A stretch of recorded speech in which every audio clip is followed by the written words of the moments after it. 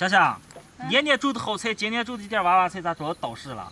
这好像是你煮的嘛？不是吧？哎呀，这儿你啥的不是？忘了。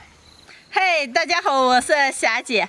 我们家的这个菜园子好像不太适合种娃娃菜，连种2年了，都长得不咋样。陈老说把这全部开回一个，再种一点其他菜。想想你说咱们种这个娃娃菜，放几天都软的吃不成了，卖那个咋介放那么长时间了？谁晓得了，我也害怕。说宝，你叫我叫谁了？叫姑父。不叫姐夫了？哎，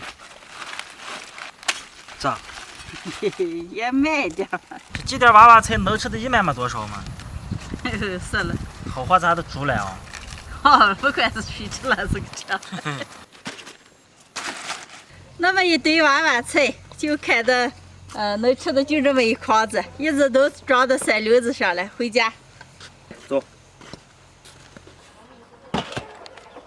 现在的天气比较闷热，开回来的娃娃菜也放不住。今天就做一个非常好吃的酸辣泡椒娃娃菜。洗净的娃娃菜一分几瓣。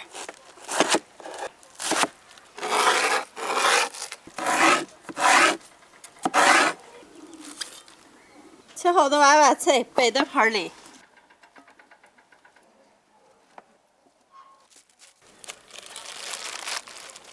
好嘞，开始调汁子。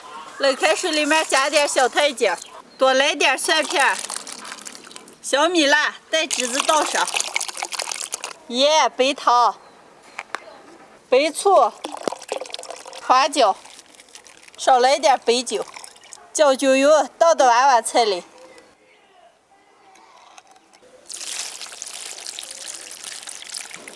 倒的汁子没过娃娃菜。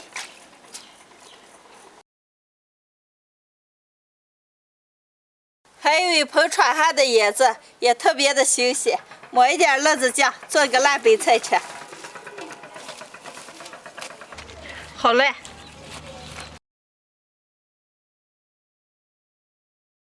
今天做了2种口味的娃娃菜，一种是酸辣的，一种香辣的，完了吃起来酸酸辣辣脆脆的，特别的好吃。泡上一晚上够入味。来，陈乐，咱往回一个端，明天吃。哦，那行。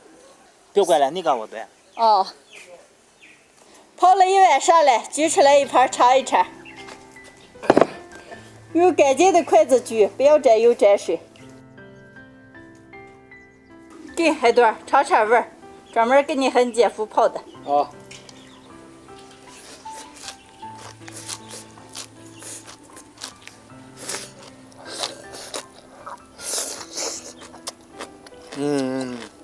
可美着了，什么味儿？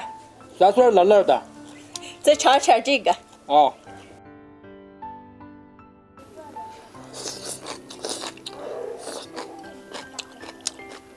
非常好吃又简单的娃娃菜的做法。